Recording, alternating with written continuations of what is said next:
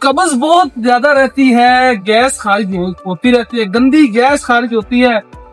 پاس محفل میں بیٹھے لوگ بھی بتا جاتے ہیں کہ کافی لوگ رابطہ کرتے ہیں کہ عمران بھائی میدے کا بیڑا گرک ہوا پڑا ہے۔ یہ ہوتا ہے گرم خشک مزاج کی وجہ سے، جب تبخیر میدا ہوتی ہے تو ایسیڈیٹی بڑھ جاتی ہے، میدا خوراک کو ہضم نہیں کرتا، گلاتا سڑاتا رہتا ہے، اس کو گیس پیدا ہوتی ہے جو دماغ کو بھی چڑھتی ہے، پاگل سا کر دیتی ہے۔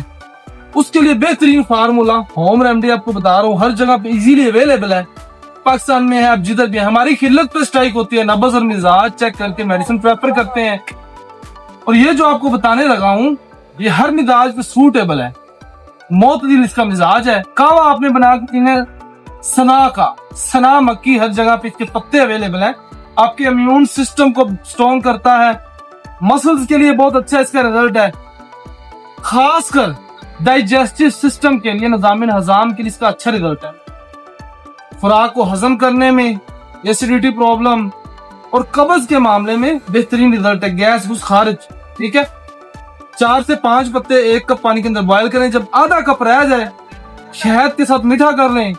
صبح خالی پیٹ 1 کپ پی لیں، بہترین رزلٹ ہے۔